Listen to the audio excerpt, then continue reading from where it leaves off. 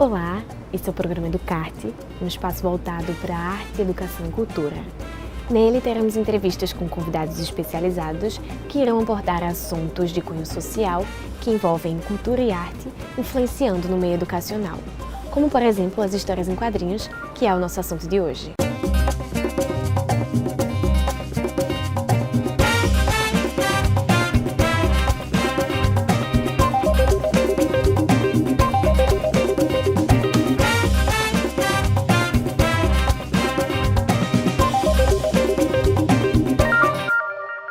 A gente traz para o programa o professor Fábio Paiva.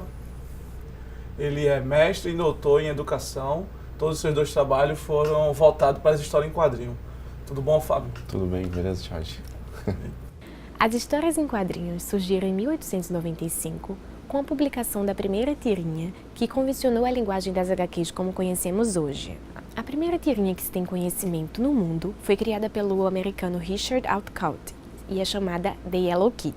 Se bem que bem antes disso, a humanidade já se comunicava por meio de desenhos, como por exemplo na pré-história com as pinturas rupestres. Fábio, primeiramente eu queria que tu falasse sobre a tua história com o quadrinho, não tanto só sobre o processo educacional mesmo, mas sim como tu viveu a história em quadrinho, né, que é a construção, né, desse processo, e como tu chegou até o mestrado, que a gente vai começar a falar sobre essa ideia. Legal. Então, eu sou leitor de história em quadrinhos, né, cara, há uns bons 20 anos aí. E comecei a ler quando criança, ajudava na minha alfabetização, quando moleque. Aí depois, adolescente, comecei a ler história em quadrinhos de super-heróis, que foi onde eu engrenei mesmo, comecei a colecionar. E daí por diante, não parei mais de ler, nem de comprar quadrinhos, né?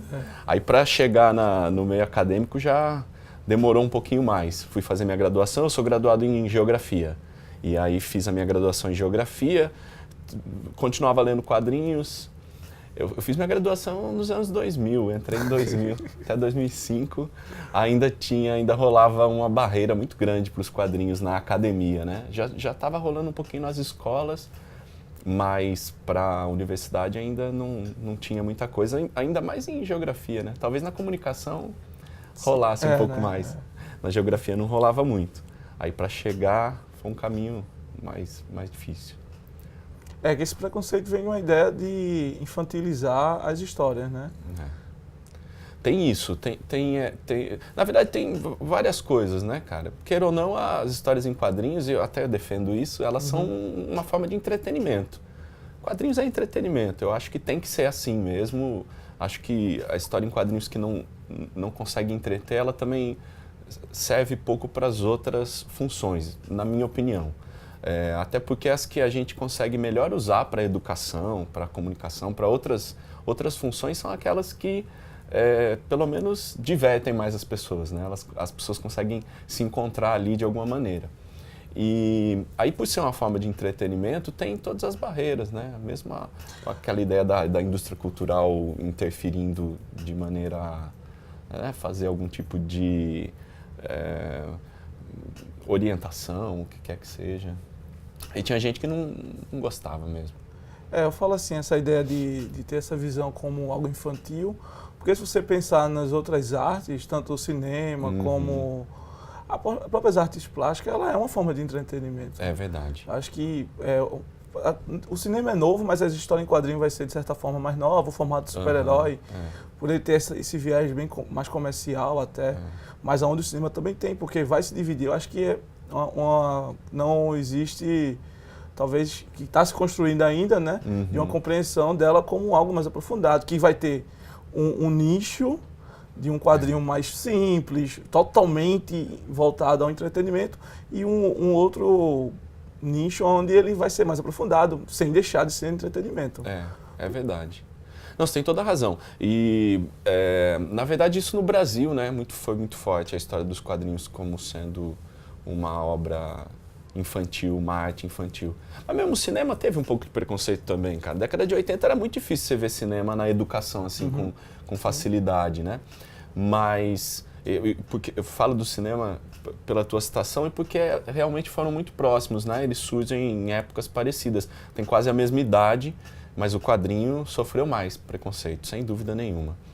E essa questão do infantil para o brasileiro é muito forte, porque a gente tem o Maurício de Souza aqui, né? Que Sim, o grande nome da história em quadrinho é um quadrinista infantil. Que é quase sinônimo de quadrinho para muitas pessoas, né? Tem muita gente que diz que gosta de quadrinhos, você vai perguntar o que é Maurício de Souza, direto. O que é bom, não acho ruim não, mas eu acho essa associação imediata com a questão infantil, é verdade. Vamos falar sobre... Esse aqui é o trabalho do Fábio, que foi fruto do mestrado, né? Esse é do mestrado, isso. Ele... Foi a conclusão em que ano, Fábio? Esse foi 2011 a conclusão, cara. E aí tu relança ele esse ano, com Isso. essa nova capa. 2017 foi a segunda edição. É o mesmo material revisado. Pronto. Fábio, nessa ideia aqui que tu apresenta da educação e a violência nas histórias em quadrinho do Batman, como o Batman, um personagem dos quadrinhos, um super-herói, com todos os paradigmas possíveis, ele vai trazer essa interpretação do cidadão da violência, né? Como ele vai enxergar a violência pela influência do personagem e a questão educacional para o Batman, né? É verdade.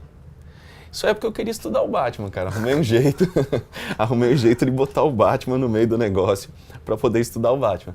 Na verdade, eu gostava muito, sempre gosto ainda das histórias do Batman, mas aí a ideia é que o livro ele dá esse destaque para o Batman, porque o estudo foi feito com leitores de histórias do Batman, né? Mas, na verdade, a discussão toda é sobre histórias em quadrinhos de super-heróis, né? A possibilidade de que essas histórias em quadrinhos de super-heróis possam trazer algum tipo de contribuição. A gente até estava falando a questão do preconceito e tal, né? Na academia rolou também, o pessoal ficava meio desconfiado com a história de usar o Batman para a educação. Logo o Batman de cara foi a primeira pesquisa com quadrinhos lá do programa de pós-graduação da UFPE. E aí, na verdade, eu trabalho a questão dos super-heróis como um todo e depois vou entrevistar os leitores do Batman para eles saber, né, o que acham a respeito tanto de educação quanto da violência. A violência entra aí porque uma das coisas que eu percebi ao longo até da revisão bibliográfica, né, buscando os materiais, era que sempre que falavam do uso dos quadrinhos de super-heróis, especificamente, tinha essa questão da violência como uma barreira, assim, olha, até pode ser que ajude, mas tem a violência. Até naquela pegada que a gente estava falando antes da história em quadrinhos infantis, né? O pessoal imagina logo, história em quadrinho de educação, criança. Então, se vai ajudar na educação, peraí, mas tem violência, como é que a criança vai... E no fim eu acabei entrevistando leitores adultos, vários que liam desde criança, mas para saber a percepção deles no geral, né? Até para uma ideia de educação mais do que só escolar também, né? A educação do ponto de vista moral, do ponto de vista humano como um todo, né? Não só escolar. Aí resultou aí nesse trabalho. Gosto muito dele, aliás. E aí, no caso, o personagem, o Batman, como um representante dos super-heróis, né? Dentro desse trabalho ele vai trazer justamente essa visão de como as histórias do universo do super-herói, né? As superaventuras podem interpretar e mostrar a convivência social, né? Porque se apega muito à questão do superpoder, da construção da história fantasiosa, mas é uma releitura da realidade, né? E aí é uma fonte de observação do leitor sobre isso. E aí eu queria que tu falasse um pouco mais como tu enxerga essa questão, como a gente falou dos super-heróis, de como tu enxerga os super-heróis e com essa avalanche atual, né, que a gente está tendo de super-heróis como referência na construção educacional mesmo, não só do jovem, mas de toda essa geração que está sendo bombardeada com esses super-heróis. Hoje, inclusive, a maioria dos super-heróis já é super-heróis do cinema, né, cara? Se você perguntar pra molecada, eles conheceram primeiro no cinema e depois nos quadrinhos. Alguns estão indo ler quadrinhos, mas eles já são super-heróis do cinema. Na verdade, a importância cultural, né, cara? Eles fazem parte da construção cultural da nossa época, não dá pra negar. Então, tem aí um pouco mais de um século de história. E aí, na verdade, os super-heróis em si, né, tem menos do que isso. A história em quadrinhos é que tem um pouco mais de um século de história. Os super-heróis têm menos que isso, mas fazem parte, fazem parte do imaginário cultural, né, que nós vivemos hoje. Então, especialmente como exemplos, assim, eu acho que a figura do super-herói, quando mostrada da maneira que tem sido trabalhada até, eu acho, no cinema, né, como um símbolo do altruísmo, da justiça, né, e etc. Funciona muito bem, funciona muito bem. A gente sabe que o universo de super-heróis tem muitas outras coisas, né? Para além disso, exato. Mas eu acho que o cinema, como está começando, né, a mostrar os super-heróis, ou retomando, né, a mostrar os super-heróis, mostram bem a origem, etc. Aí tem trazido os elementos mais primários da história em quadrinhos de super-heróis. Que é esse, é o super-herói que vai devotar a vida em favor de uma causa, que vai se mostrar altruísta, que vai se mostrar preocupado com o outro, e nesse sentido isso colabora. É claro que não me parece ser uma preocupação do cinema essa, né? A preocupação do cinema é fazer um filme divertido e ganhar muito dinheiro, mas eu acho que a figura do super-herói em si, ela carrega isso. Porque, por exemplo, o Batman vs Superman. Black and Blue, God versus Man. Né, que foi um filme controverso pra caramba e tal. Botou os dois heróis para brigar. Eu lembro que quando lançou, eu ouvi as pessoas que não entendem de quadrinhos falando, algumas pessoas vinham me perguntar, mas poxa, por que é Batman versus Superman? Eles erraram o título, é isso? Porque não faz sentido, Batman versus Superman. As pessoas não conseguiam compreender. Como é que dois heróis, os dois que devotaram a sua vida, né, a favor das pessoas, vão brigar entre eles? Não faz sentido nenhum.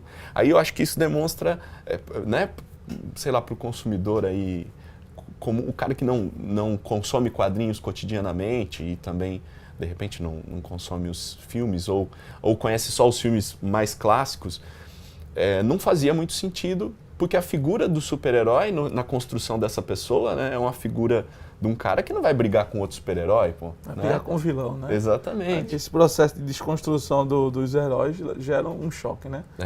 Batman vs Superman, teve a Guerra Civil, né, que é verdade. Houve uma grande desconstrução dos heróis da Marvel.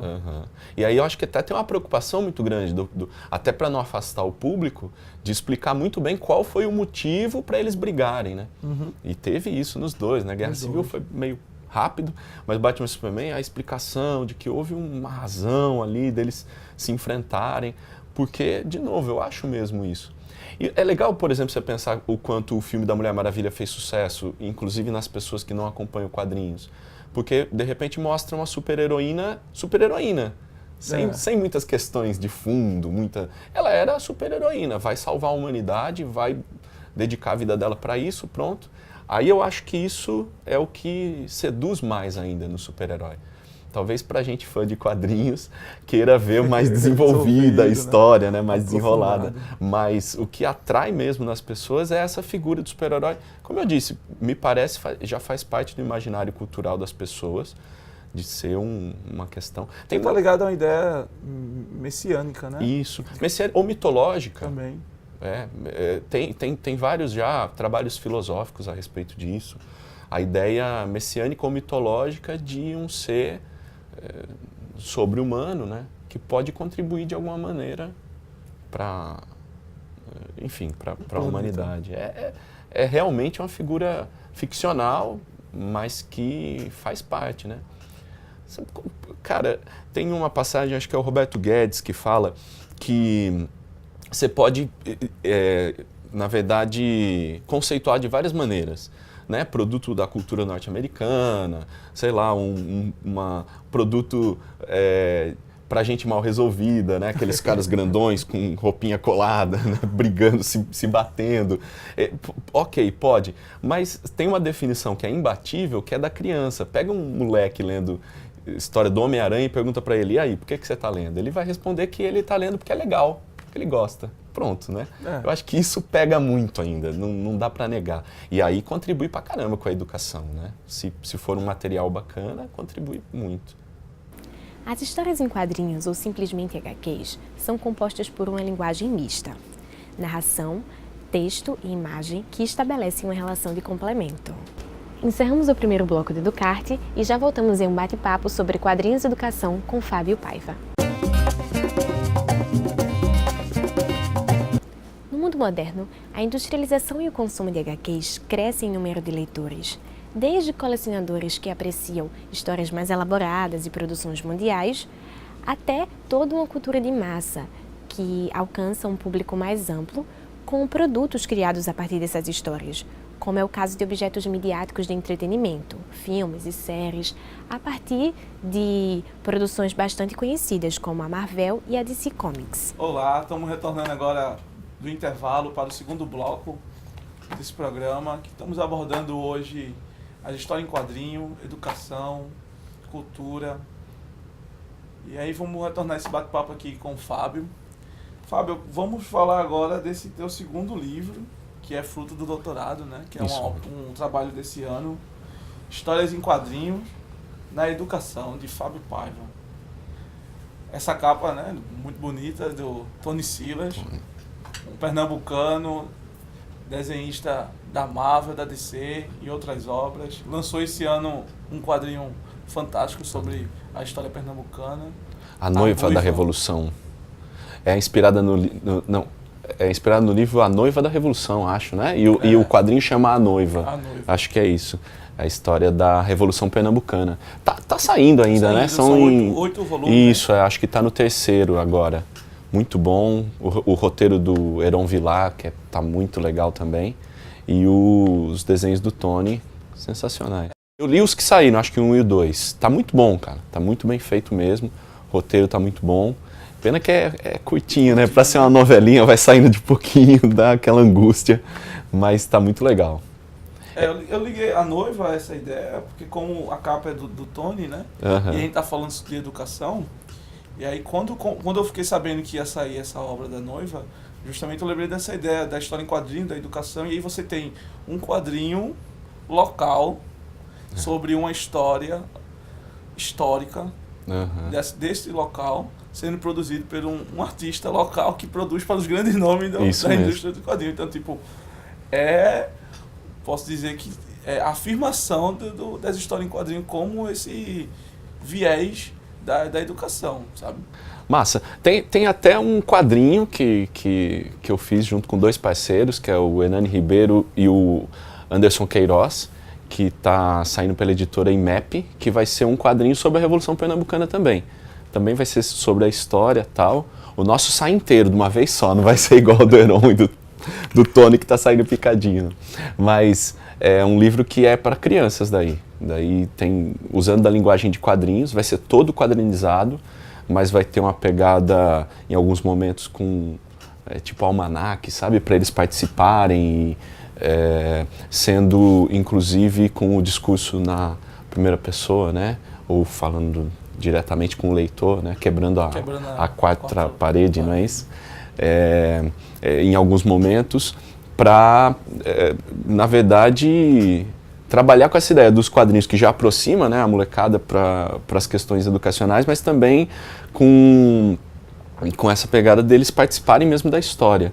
Então, logo sai também aí um material, outro livro, né, esse só de quadrinhos.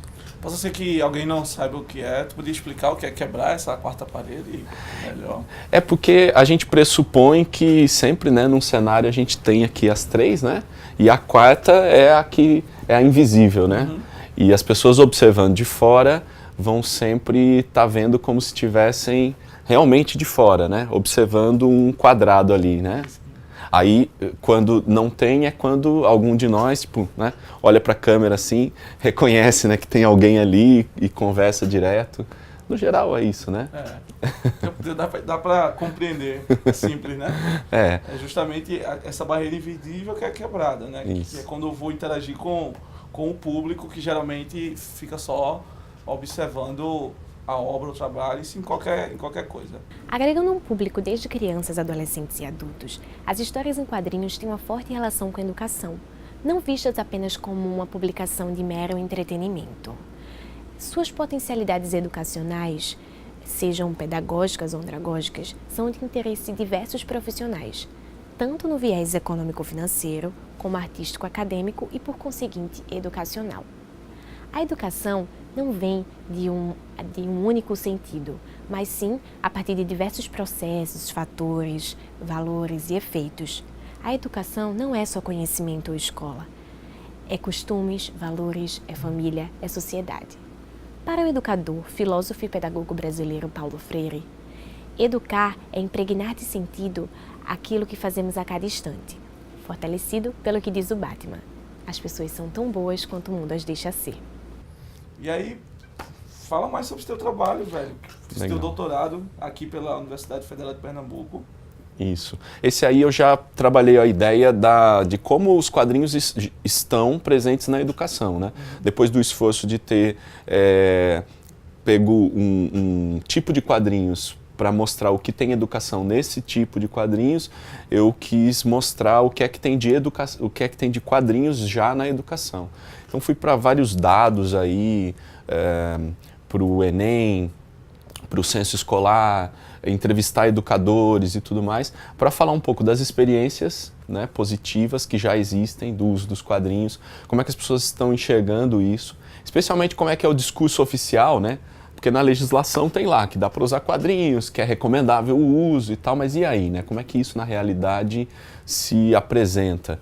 E além disso tem um bocado de dicas aí, de alguma forma mais prático, para que educadores pelo menos comecem a, se não usar imediatamente, mas pelo menos para compreender que o quadrinho é legal para ser usado na educação.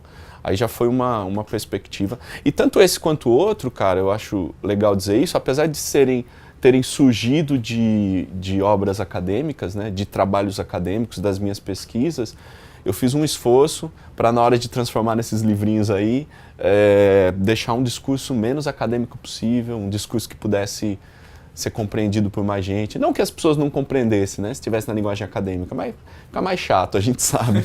A ideia é de deixar uma linguagem um pouco mais leve para alcançar mais pessoas mesmo, né.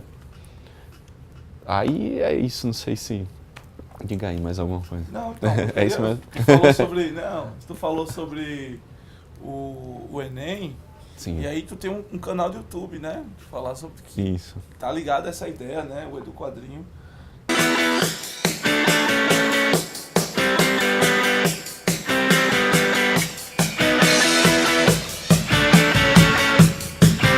Tá ligado a essa ideia da educação, né? E é uma ferramenta, né? A internet hoje em dia é uma grande ferramenta de estudo, pesquisa e compreensão de tudo, de educação, do universo, de arte, cultura. E aí tu falou do Enem, eu lembrei, não sei se é o primeiro episódio.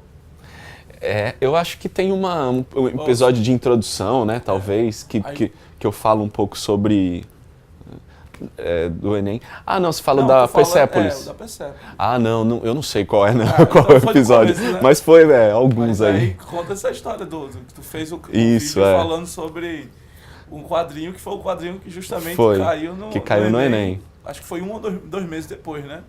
Do ano passado. Não, foi logo que saiu, na verdade, né? cara. É porque, assim, esse livro já faz parte desse projeto, que é o Edu Quadrinhos, que na verdade não é só o canal no YouTube, né? A gente usa a página do Facebook, o Instagram e tal, as redes sociais como um todo, nessa perspectiva mesmo, de fazer com que mais pessoas tenham contato com as ideias né, da relação entre quadrinhos e educação. Então, por isso mesmo, a ideia de fazer um livro um pouco mais acessível. Por exemplo, o prefácio desse livro é um quadrinho, né? É um prefácio em quadrinhos, feito pelo professor Bruno Alves, parceirão lá da Rural. Esse aí é um prólogo, né? Também em quadrinhos, ilustrado pela Thalita Lana, minha amiga lá de São Paulo. Aí tem um monte de ilustração de bastante gente talentosa por aqui. Por quê? A ideia de alguma maneira, se aproximar, já que a própria linguagem dos quadrinhos é uma linguagem que aproxima as pessoas, né, dos conhecimentos e tudo mais, eu fui tentando usar isso de maneira a divulgar melhor a ideia do projeto. Aí surgiu o Educação em Quadrinhos, o projeto como um todo, que aí tem o canal no YouTube, tem a página no Facebook, que a gente está sempre colocando coisas relacionadas ao tema.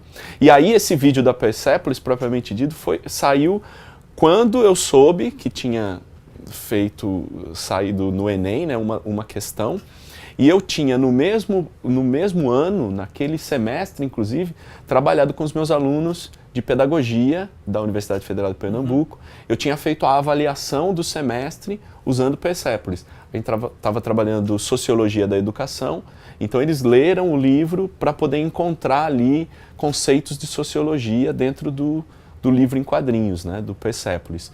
E aí caiu no Enem, logo recebi mensagens do pessoal, olha aí, professor, o quadrinho que nós usamos e tal, né, caiu no Enem. Aí eu fiz aquele vídeo lá mais para evidenciar isso. Porque é isso, cara. Por exemplo, o Enem usa quadrinhos desde 99. A primeira prova do Enem é 98. Em 99 já usa quadrinhos. E daí por diante são pouquíssimos anos em que o Enem não usou quadrinhos nas suas edições. E então, quer dizer, o Enem usa quadrinhos, a LDB diz que é para usar quadrinhos, PCN diz que é para usar quadrinhos. No geral, as recomendações de quadrinhos, né, aparecem em muitos livros didáticos e tal, mas aí o que eu falei da pesquisa é que aí quando chega para o professor, às vezes é difícil, tem muita dificuldade, porque o professor, alguns são aqueles que acham que quadrinho não vale a pena usar na educação. Outros são professores que não têm acesso mesmo. Então o cara, mais da metade das escolas públicas brasileiras não tem biblioteca. Então esse é um dado significativo, porque o professor vai usar quadrinhos, tem que usar quadrinhos, mas peraí, ele não tem na escola. De repente o cara faz um esforço pessoal, leva de casa, mas poxa, aí nós já estamos falando de uma outra questão, né? Eu acho que se a gente conseguisse avançar no sentido de deixar mais estruturado para aí os professores poderem ter essa opção como opção mesmo, né? Mas por enquanto não dá, tem professor que não consegue nem usar, porque não tem ao seu alcance, né, de alguma maneira. Tu falou aí, eu lembrei, eu estava folheando aqui o livro, dessa imagem, né? Acho que foi o Enem 2000. Esse 2012. 2012 que caiu essa? Isso, Enem, 2012. Que é a capa da primeira revista do Capitão América. Aí você já vê como a história em quadrinho já começa histórica, né? Porque ele tá dando um soco na cara do Hitler. Então, tipo, não tem como negar que é um instrumento educacional, que é um registro histórico. Fábio, eu vou te agradecer por ter participado desse programa. Agradeço a presença. E foi isso, pessoal. E esse foi o primeiro episódio do Educarte, um programa voltado para educação, arte e cultura, trazendo um bate-papo massa com diversas áreas do meio artístico. Hoje falamos sobre quadrinhos e rendeu bastante conhecimento. Muito obrigada e até o próximo.